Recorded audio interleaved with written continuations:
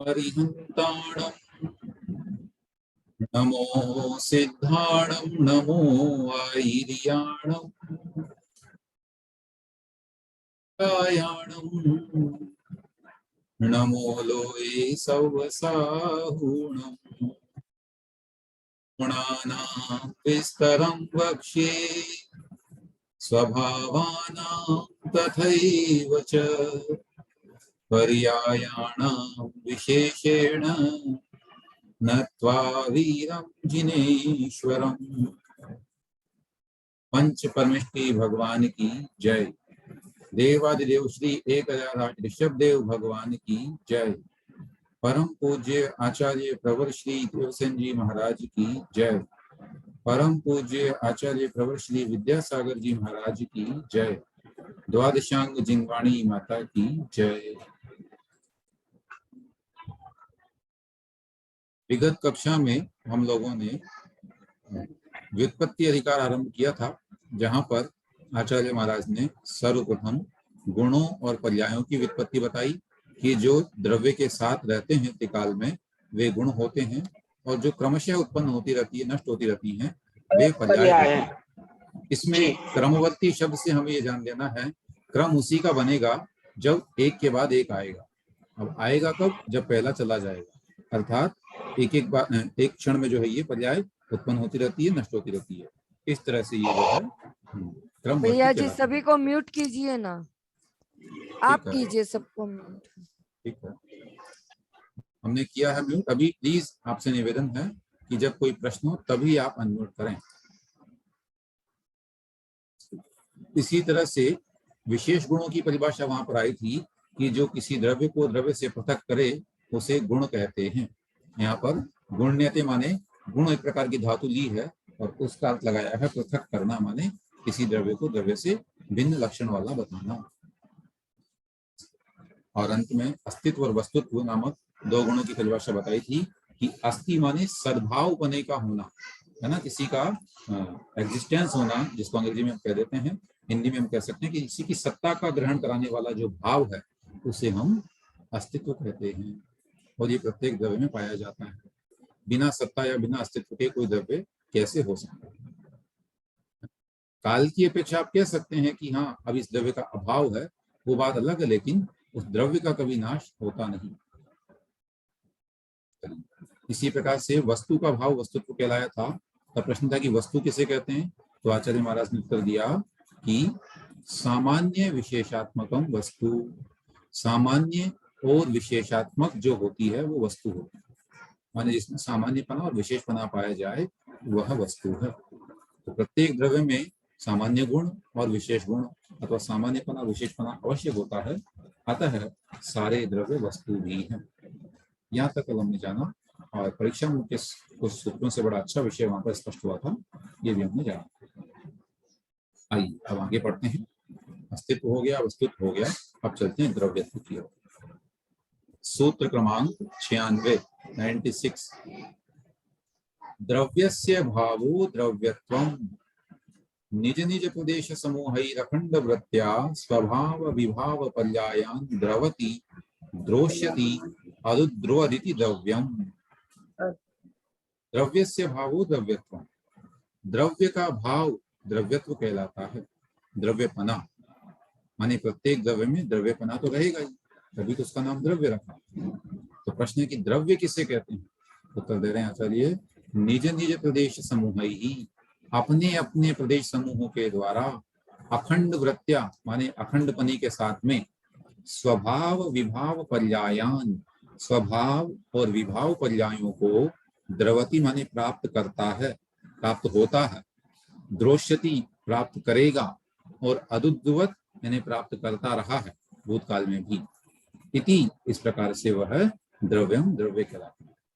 तो जिसके पास में अपने प्रदेशों का समूह हो, जैसे जीव द्रव्य है अपने प्रदेशों का पिंड है, उद्गल द्रव्य है अपने प्रदेशों का पिंड है, इस तरह से अपने प्रदेश समूह के द्वारा जो अखंड रूप से, माने ऐसा नहीं कि उसका एक पार्ट तो किसी पर्याय को प्राप्त हो रहा बाकी नहीं हो रहा, नहीं, पूरा का पूरा द्रव्य ही पर्याय को प्राप्त होगा। इस तरह से वह अखंड वृत्ति के द्वारा अपने स्वभाव या विभाव पर्यायों को प्राप्त होता था, होता रहेगा, वह द्रव्य कहलाता है। तो यहाँ पर ध्यान देने की बात यह है कि द्रव्य शब्द में जो द्रव धातु है उसका होता प्राप्त करना, ठीक है ना। तो जो निरंतर बढ़ता रहता है, प्राप्त होता रहता है आगे आगे पर्यायों को, वह द्रव्य कहते हैं। इसी को हम ऐसे समझ सकते हैं, हम द्रव्य नॉर्मली जो तरल पदार्थ होता है उसको द्रव्य कहते हैं, जो बहता रहता है कि ये द्रव्य है ना, लिक्विड है। तो वो भी क्या होता है, वो निरंतर आगे बढ़ता रहता है, रुकता नहीं एक जगह, आगे बहता रहता है। ऐसे ही ये द्रव्य है जो निरंतर आगामी पर्याय को प्राप्त होते रहते हैं। अर्थ हुआ जो अपने अपने प्रदेश समूह के द्वारा अखंड पने से अपने स्वभाव विभाव पर्यायों को प्राप्त होता है, होवेगा, हो चुका है, वह द्रव्य है। उस द्रव्य का जो भाव है वह द्रव्यत्व। तो प्रत्येक द्रव्य में निरंतर स्वभाव विभाव पर्यायों को प्राप्त होने की जो शक्ति है वही उसकी द्रव्य शक्ति है, उसी को हम द्रव्यत्व कहते हैं। विशेष वस्तु के सामान्य अंश को द्रव्यत्व कहते हैं, क्योंकि वह सामान्य ही विशेषों अर्थात पर्यायों को प्राप्त होता है। जैसे पिंड और घट पर्यायों को मिट्टी प्राप्त होती है, सामान्य के बिना विशेष नहीं हो सकते। मीन्स जो कॉमन द्रव्य सब में है वो तो रहेगा ही, जैसे आत्मा है, अब वो तो रहेगी तभी तो उसकी पर्याय बन पाएगी। ऐसे ही जो भी द्रव्य है उसमें सामान्य होना अनिवार्य है, तभी उसकी पर्याय बनेगी। सामान्य का अभाव कर दोगे तो फिर पर्याय किसकी बनाएंगे। इसीलिए कहा सामान्य के बिना विशेष नहीं हो सकते, विशेष अर्थात पर्याय। और विशेष के बिना सामान्य नहीं रह सकता, ये भी पक्की बात है। ऐसा कोई द्रव्य नहीं जिसकी पर्याय न हो, निरंतर कोई न कोई पर्याय उसकी बनी रहेगी। श्री पंचास्तिकाय जी की गाथा में आया है, गाथा क्रमांक 9 की टीका में आया है, द्रवती गच्छति सामान्य रूपेण स्वरूपेण व्याप्नोति तान स्थान क्रम भुवः सहभुवश्च सद्भाव पर्यायान स्वभाव विशेषान इति अनुपगतार्थया निरुक्त्या द्रव्यम व्याख्यातम। उन क्रम भावी माने जो निरंतर क्रम से होती रहती हैं और सहभावी पर्यायों को अर्थात स्वभाव और विशेषों को जो द्रवित होता है माने प्राप्त होता है, वह सामान्य रूप स्वरूप से व्याप्त होता है, वह द्रव्य है। इस प्रकार निरुक्ति से द्रव्य की व्याख्या की गई। निरुक्ति का मतलब होता है उस शब्द की व्युत्पत्ति बताना, उसमें ही जो है शब्द का अर्थ को सिद्ध करना। तो द्रव्य में द्रव्य को कैसे सिद्ध किया आचार्य महाराज ने, द्रवती माने प्राप्त होता है। किसको प्राप्त होता है सो बता दिया कि अपने स्वभाव विभाव पर्याय को प्राप्त होता है। द्रव्य तो समझ में आया होगा, विशेष या कुछ है इसलिए कुछ पूछने तो बताइए। है जी भैया जी, श्लोक का उच्चारण एक बार फिर से बता दीजिए। सूत्र है ये, श्लोक नहीं है, इसका उच्चारण फिर से बोलते हैं। द्रव्यस्य भावो द्रव्यत्वम निज निज प्रदेश समूह ही, इसको मैं अलग कर दिया सॉरी, निज निज प्रदेश समूह रखंड वृत्त्या स्वभाव विभाव पर्यायान द्रवति द्रोष्यति अदुद्रुवदिति द्रव्यम। ये तो सामान्य से चरण हो गया। संधि विच्छेद करते हैं इसका। इसको फिर से अदुद्रुवत, अदुद्रुवत शब्द है ये, ध्रुवत इति, तो उसको आप अलग अलग करके भी पढ़ लीजिए, अदुद्रुवत इति।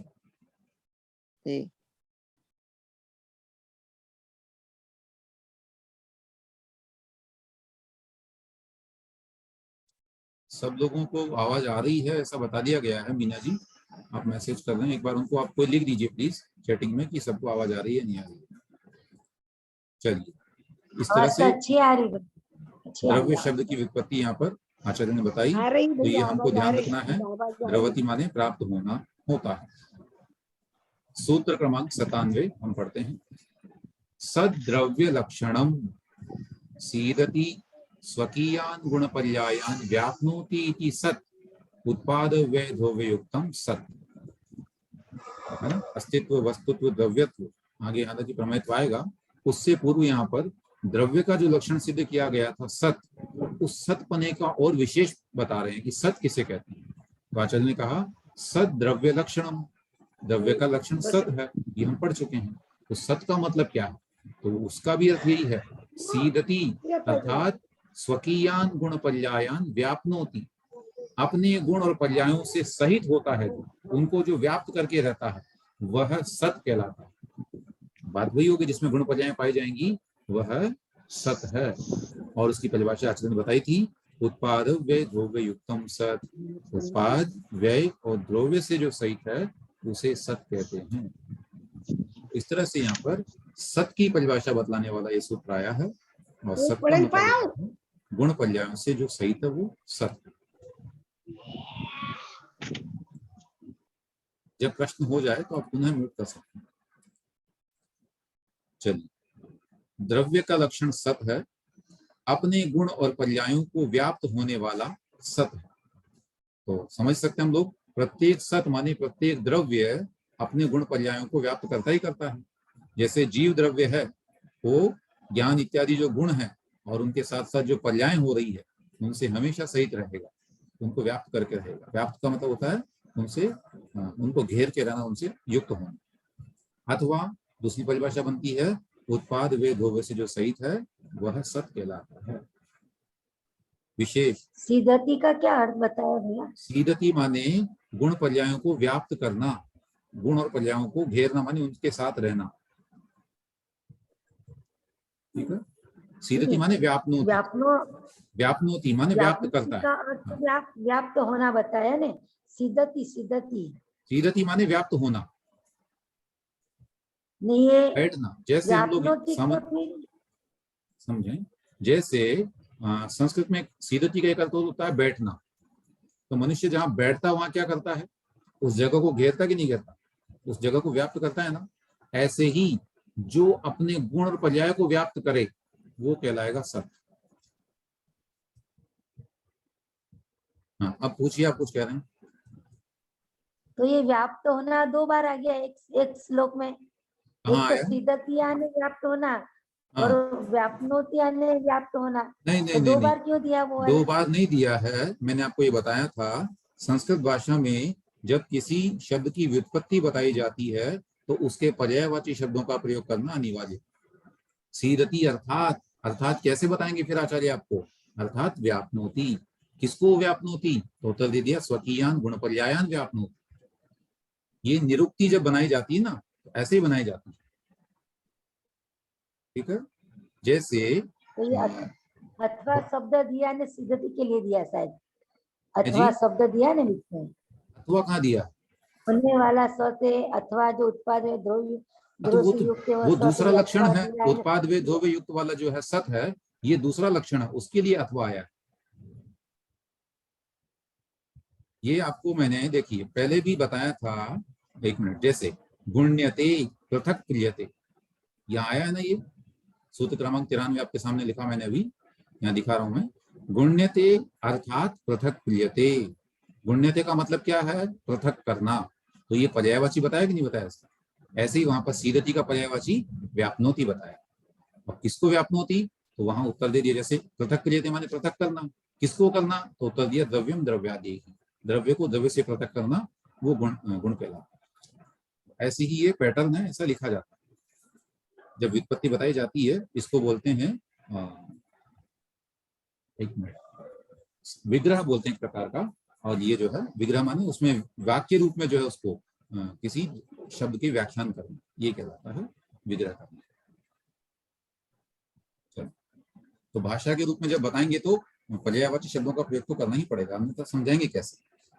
ठीक है ना। बच्चे को आप जैसे बताते हैं कि कमल किसे कहते हैं, अब कमल के लिए आपको नहीं आता तो क्या उसको इंग्लिश में बोलेंगे आप? लोटस। अब है तो वो एक ही चीज, लेकिन दो शब्दों का प्रयोग क्यों कर रहे हैं? करना पड़ता है समझाने के लिए। चलिए देखें, इसमें द्रव्य सामान्य ही अपने गुण और पर्यायों में व्याप्त होता है। वह द्रव्य सामान्य ही द्रव्यार्थिक नय का विषय है।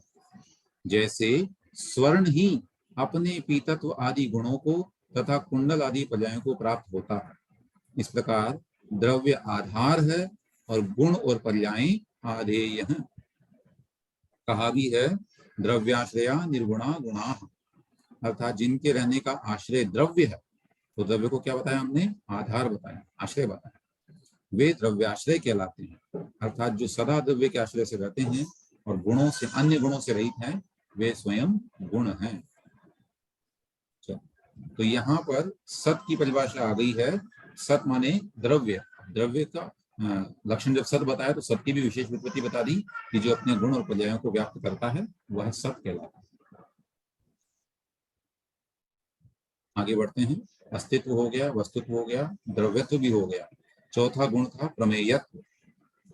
प्रमेयस्य भावः प्रमेयत्वम् प्रमाणेन स्वपर रूपम परिच्छेद्यम प्रमेयम्। सूत्र क्रमांक 98। पुनः पढ़ता हूं इसे। प्रमेयस्य भावः प्रमेयत्वम् प्रमाणेन स्वपर रूपम परिच्छेद्यम प्रमेयम्। प्रमेयत्व, यहाँ पर भी त्व प्रत्यय लग गया है, तो प्रमेय के भाव को ही प्रमेयत्व कहते हैं। अब प्रश्न आया कि प्रमेय किसे कहते हैं? उत्तर दे रहे हैं, प्रमाणेन स्वपर रूपम परिच्छेद्यम प्रमेयम।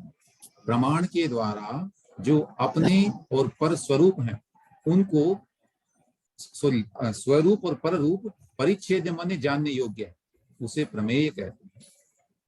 तो परिच्छेद्यम इसका टिप्पण में दे दिया है ज्ञातुम योग्यम माने जानने योग्य।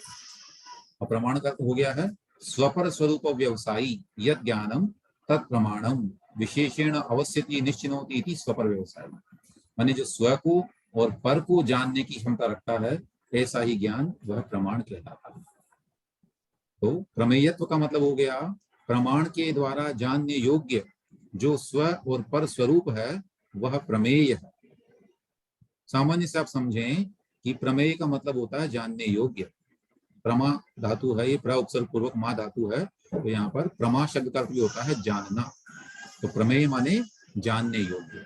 तो प्रत्येक द्रव्य के अंदर ऐसा गुण पाया जाता है कि वह ज्ञान का विषय अवश्य ही बनता है, माने वो ज्ञेय है, प्रमेय है, और ये प्रमेय शक्ति ही उसकी प्रमेयत्व कहलाती है। ऐसा कोई द्रव्य नहीं जिसको हम जान नहीं सकते, आत्मा जान नहीं सकती। प्रत्येक द्रव्य को आत्मा जानेगा। ज्ञान से परे कुछ है ही नहीं, माने वो ज्ञान का विषय बनेगा ही बनेगा, इसलिए उसे प्रमेय कहा जाता है। तो प्रमाण का मतलब हो गया सम्यक ज्ञान। तो सम्यक ज्ञान के द्वारा स्वरूप या पर रूप से जो जानने योग्य है, वो किस रूप में है वो अलग बात है। स्वरूप है कि पर स्वरूप है, द्रव्य अलग अलग दोनों होते हैं, है ना। आत्मद्रव्य स्वरूप है, बाकी अन्य सब पर स्वरूप है। इस तरह से किसी न किसी रूप में जो जानने योग्य है वह सब प्रमेय कहलाएगा। विशेष परीक्षा मुख में प्रमाण का लक्षण निम्न प्रकार कहा है।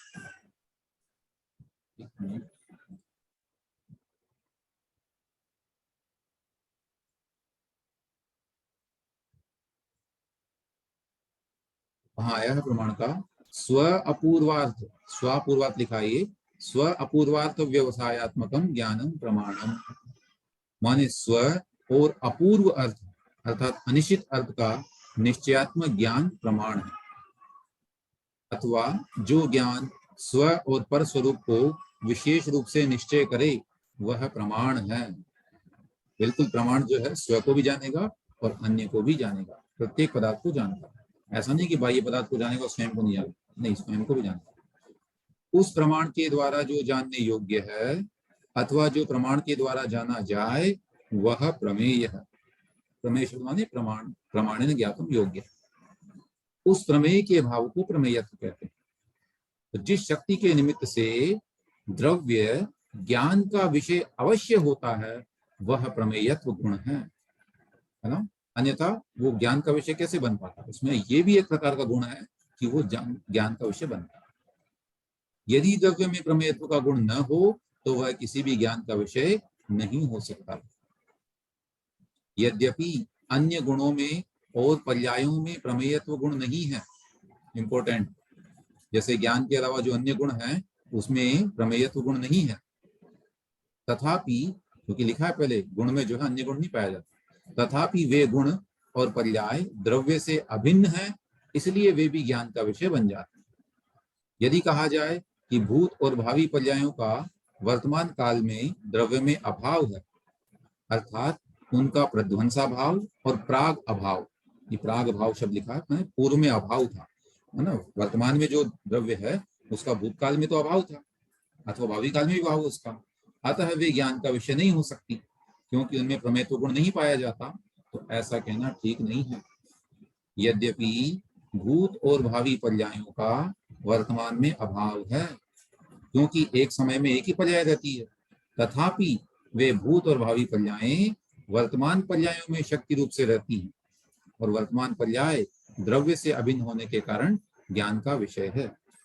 अतः वर्तमान पर्याय में शक्ति रूप से पड़ी हुई भूत और भावी पर्यायें भी ज्ञान का विषय बन जाती हैं। वरना तो आचार्य भगवान ये मतलब अगर प्रश्न उठाएगा कोई कि जो पर्याय है नहीं उसका तो अभाव हो गया, और जिसका अभाव हो उसका ज्ञान कैसे करेंगे, तब तो फिर भगवान सर्वज्ञ कैसे बन पाएंगे। नहीं, ऐसा नहीं है, वो शक्ति रूप में विद्यमान है। हमारी पर्याय व्यक्ति रूप में नहीं है। भूतकाल की जो पर्याय है वो व्यक्त नहीं हो सकती, भविष्य काल की पर्याय अभिव्यक्त नहीं हो सकती है इस समय, लेकिन वह शक्ति रूप में तो है ही, अतः उस रूप में जानी जाती है। और विशेष आ रहा है, जो जाना जाता है उसे अर्थ कहते हैं। इस व्युत्पत्ति के अनुसार वर्तमान पर्याय में ही अर्थपना पाया जाता है ना, क्योंकि वही जान सकते हैं हम लोग। शंका, वह अर्थ अतीत और अनागत पर्यायों में भी समान है क्या, मतलब वैसा का वैसा ही है? उत्तर दे रहे नहीं, क्योंकि अनागत और अतीत पर्यायों का ग्रहण वर्तमान अर्थ के ग्रहण पूर्वक होता है। अर्थात अतीत और अनागत पर्यायें भूत शक्ति और भविष्य शक्ति के रूप से वर्तमान अर्थ में ही विद्यमान रहती हैं, अतः उनका ग्रहण वर्तमान अर्थ के ग्रहण पूर्वक ही हो सकता है, इसलिए उन्हें अर्थ यह संज्ञा नहीं दी गई। तो समझे, यहाँ पर हम जब भी किसी वस्तु का भूत पर्याय या भविष्य पर्याय की कथन करने की बात करेंगे तो हमें उस वस्तु का नाम तो ग्रहण करना ही पड़ेगा, अर्थात उस वर्तमान पर्याय को तो लेना पड़ेगा। जैसे मान लीजिए पुरुर्वा भील है, अब उसकी पूर्व पर्याय कभी रही मारीच और भविष्य पर्याय रही उसकी भगवान महावीर, तो हम किसकी भूत पर्याय की बात कर रहे हैं? उसका तो नाम लिया हमने, माने उसकी जो वर्तमान पर्याय को हमने पकड़ा, तभी तो भूत भविष्य की बात की। तो उत्तर लिखा कि हाँ, वर्तमान पर्याय को हमें प्रकट करना पड़ेगा, उसके बाद ही भूत भविष्य बनेगा। या भगवान महावीर की पर्याय को वर्तमान मानते हैं तो भूत पर्याय हो गई पुरुर्वा भील इत्यादि, और भविष्य पर्याय हो गई सिद्ध भगवान इत्यादि। इस तरह से भैया जी, हाँ, यहाँ पर लोगों ने ये बात की, अन्य गुणों में और पर्यायों में परमेयत्व गुण नहीं पाया जाता, और ये जो अपनी चर्चा हुई इसमें ये कहा कि मतलब जैसे भूत और भावी पर्यायों की चर्चा हुई, तो क्या अन्य द्रव्यों के पर्यायों की वजह के उससे जैसे आकाश का अवगाहनत्व गुण तो हम देख रहे हैं, काल का वर्तन हेतुत्व गुण भी हम देख रहे हैं, पर्याय देख रहे हैं, तो वो मतलब हमें हमारे दृष्टिगोचर नहीं है या हमारे ज्ञान का में अभी नहीं आ रहे हैं, इस वजह से उसको यहाँ पर मतलब यहाँ पर उससे भी संबंध लिया जा सकता है क्या? नहीं, आपने जो प्रश्न किया है ये यहाँ से लिया आपने प्रश्न कि एक द्रव्य में दूसरे, एक गुण में दूसरा गुण नहीं पाया जाता, बात तो सही है। तो यहाँ पर उस गुण में ये गुण नहीं सिद्ध कर रहे हैं, अभी तो द्रव्य में ही सिद्ध कर रहे हैं। पहले तो हम ये जान लें कि जो प्रमेयत्व गुण पाया जा रहा है वो किसमें पाया जा रहा है? द्रव्य का गुण है, गुण का गुण नहीं है। हाँ हाँ, गुण का गुण नहीं है, लेकिन ये द्रव्य का गुण है। तो जैसे हम अन्य द्रव्य की बात करें, पुद्गल और जीव को छोड़कर, ठीक है, पुद्गल और जीव को छोड़कर आकाश की बात करते हैं और काल की बात करते हैं या धर्म अधर्म की बात करते हैं, तो ये तो हम आगम से जानते हैं कि धर्म द्रव्य में अवगाहन हेतुत्व है, और ये हमारी दृष्टिगोचर तो है नहीं। तो मतलब यहाँ पर जो लिया जा रहा है ये क्या उसी चीज को लेकर लिया जा रहा है, या फिर मतलब सिर्फ पुद्गल और इसकी पर्यायों की में जो भूत और भावी पर्याय हैं उसको लेकर किया इसका जो वर्णन किया है? नहीं, ये तो अलग विषय हो गया। आप प्रश्न में समझ नहीं पा रहा हूँ थोड़ा सा, जैसे आप आकाश द्रव्य को लेकर के प्रश्न कीजिए, आप पूछिए दोबारा। हाँ, जैसे आकाश द्रव्य का जो गुण है वो अवगाहन हेतुत्व है, ठीक है, लेकिन हम तो मतलब हम जानते हैं कि आगम से जानते हैं कि वो उसका द्रव्य उसका गुण जो है वो अवगाहन हेतुत्व है। आकाश द्रव्य को हम देख नहीं पा रहे क्योंकि वो अमूर्तिक है, काल द्रव्य को या धर्म और अधर्म द्रव्य को भी नहीं देख पा रहे कि वो अमूर्तिक है।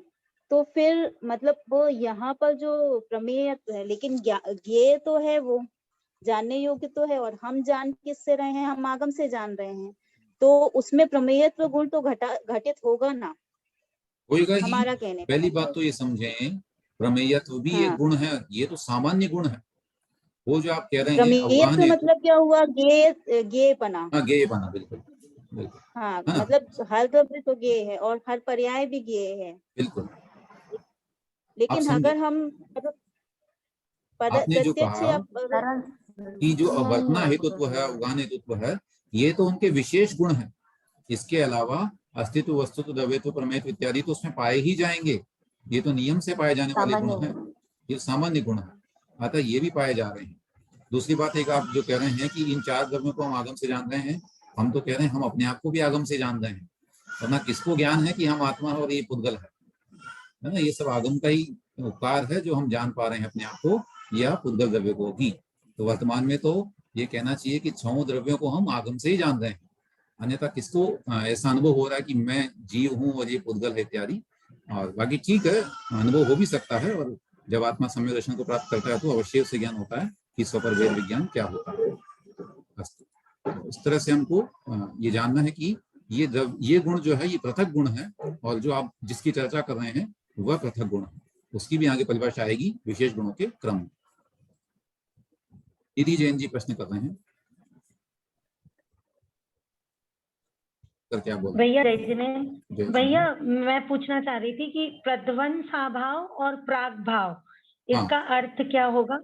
ये प्रध्वंसा भाव और प्राग भाव, देखिए प्राग भाव शब्द जो है ये प्राक प्लस अभाव 2 शब्दों से मिलकर बना। प्राक माने पहले, अभाव है जिसका, भाई जो पर्याय वर्तमान में है उसका भूतकाल में तो अभाव ही है, बिल्कुल है ना। ऐसे ही प्रध्वंसा भाव माने भविष्य काल की अपेक्षा से तो ये पर्याय नष्ट हो जाएगी, प्रध्वंस हो जाएगी, अतः अभाव हो जाएगा, तो प्रध्वंसा भाव उसे कहेंगे। भैया जी एक प्रश्न और, कि प्रमाण को सम्यक ज्ञान माने या सिर्फ ज्ञान माने? तो ज्ञान में तो अपन दोनों लगा सकेंगे, मिथ्या ज्ञान और नहीं, प्रमाण को हमेशा सम्यक सम्यक ज्ञान। ज्ञान ही मानना है, सम्यक ज्ञान के बिना प्रमाण नहीं मानना। तो प्रमेयत्व तो मतलब विभाव इसमें भी आ जाएगा ना, जो शुद्ध प्रमेयत्व आ नहीं है, जाएगा, वो भिन्न अशुद्ध वस्तु है। चीज में भी। पहली बात तो मिथ्या दृष्टि जीव तो ये कहाँ जान पाएगा, कहाँ इस विषय में चर्चा करेगा, वो तो संसार के भोगों में लगा रहेगा, उसका ज्ञान तो इन द्रव्यों की चर्चा करेगा ही नहीं। बाकी ठीक है, आगम से जानता भी है, तब भी प्रमाण की अपेक्षा सामान्य ज्ञान, सम्यक ज्ञानम प्रमाणम, सम्यक ज्ञान को ही प्रमाण कहा गया, ये तो स्पष्ट बिल्कुल। और प्रमाण के द्वारा जानने योग्य ही प्रमेय है, तो सम्यक ज्ञान के द्वारा जानने योग्य। बाकी ठीक है, आत्मा के ज्ञान गुण की आप चर्चा कर रहे हैं, तो उस अपेक्षा से तो ये ठीक है, यहाँ सम्यक और मिथ्या की बात नहीं करनी है। परंतु जब प्रमाण को कहेंगे तो प्रश्न तो आपका बिल्कुल उचित है ये, कि मिथ्या दृष्टि के द्वारा ये जानने योग्य होंगे कि नहीं होंगे, ये हम इसको कह सकते हैं। तो मिथ्या दृष्टि के ज्ञान का भी विषय तो बनेंगे, परंतु मिथ्यात्व के साथ बनेंगे, माने उसमें जो है उसका प्रयोजन भिन्न हो जाएगा, उसका जो है उसका चिंतन या उससे जो अर्थ निकालेगा कि जो भी वो संसार को भ्रमण कराने वाला ही उसका अर्थ होगा। वो जान तो लेगा, लेकिन जान करके भैया, लेकिन वो अधर्म द्रव्य को भी यही ठहराता है, यही गुण मानेगा ना। आकाश द्रव्य को अवगाहनत्व देता है, यही गुण मानेगा, मिथ्यात्व है तो भी। ज्ञान तो हो गया, परंतु उसकी प्रतीति जो है, उसके प्रति वह कैसी है ये भी तो देखना आपको, तभी तो वो मिथ्यात्व कहला रहा है। वो जान तो रहा है लेकिन मिथ्या रूप में जान रहा है। भैया जी कोई उदाहरण दे के समझा सकते हैं? कोई भी उदाहरण, जैसे आगम में आया है कि अभव्य मुनि, अभव्य जो होते हैं जीव, वे आगम के 11 अंगों तक का ज्ञान कर लेते हैं। एकादश पुरुषोल जो है, हाँ 11 अंग 14 पूर्व में जहाँ, हाँ वहां तक का वो ज्ञान कर लेते हैं। या 10वां जो विद्यानुवाद पूर्व आता है, वहां पर जाकर के मिथ्यात्वी हो जाते हैं। ऐसे ऐसे भी मुनिराज होते हैं। तो इतना आगम का ज्ञान करने वाले क्या इन द्रव्यों को नहीं जान रहे हैं, जबकि वे मिथ्यात्व से सहित हैं, जान रहे हैं, परंतु उनका श्रद्धान उसके प्रति बिल्कुल मिथ्यात्व से युक्त विपरीत श्रद्धान है, या अन्य संशय विपर्य अन्य व्यवसाय से युक्त है, अतः वे मिथ्यात्व से सहित। ऐसा मान सकते हैं, तो ऐसे क्यों बोले, ऐसा नहीं बोल सकते कि प्रमाण के द्वारा वो जान रहे हैं, फिर वो किसके द्वारा जान रहे हैं? जान तो प्रमाण से ही रहे हैं। अब प्रमाण का अर्थ जो है केवल सम्यक ज्ञान के अलावा जो है आगम प्रमाण भी है ना। प्रमाण आगम को आगम से जान रहे हैं वो, पहली बात तो, आगम क्या है? सम्यक ज्ञान ही तो एक प्रकार से, बिना आगम के तो जान नहीं पा रहे हैं। तो आगम से अगर जान रहे हैं तो वह प्रमाण भी यहाँ पर हमको स्वीकार करना है। इसको ऐसा कह सकते हैं जैसे सामने कोई वस्तु रखी हुई है, ये बुक हाँ। रखी है या ये मोबाइल रखा हुआ है, हम्म। अब जो जिस कलर के चश्मे को लगाकर देखेगा वो उसको वैसी ही दिखाई देगी।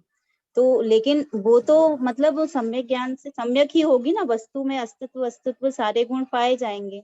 तो वैसे ही जो मिथ्यात्वी होगा उसको वैसी वस्तु, वो उसको उसी रूप में जान रहा है, और जो सम्यक्ति होगा वो उसको उसी रूप में जान रहा है। तो मतलब ज्ञान तो है, जैसे हम महावीर भगवान के समोशरण में जो गणधर थे, उनका ज्ञान पहले, उनको भी पहले से ही ज्ञान था, लेकिन उनका ज्ञान जैसे ही सम्यक में हुआ तो परिवर्तित हो गया। क्या इसको यहाँ पे ऐसा लगा सकते हैं क्या? कह रहे हैं मिथ्यात्वी का नहीं, प्रश्न अभी भी बना हुआ है वैसे ही है। जब प्रमाण के द्वारा हाँ। जानने योग्य का प्रमेय कह रहे हैं, तो मिथ्यात्वी के द्वारा जानने योग्य जो है वो प्रमेय है कि नहीं, इस प्रश्न पर हम थोड़ा और विचार है कि करके नहीं। पूछ करके कल आपको बताते हैं। जी, थैंक यू भैया। आज इतना जो रखते हैं, समय एग्जाम्पल अपना अभी हो गया है। नमिता दीदी ने दिया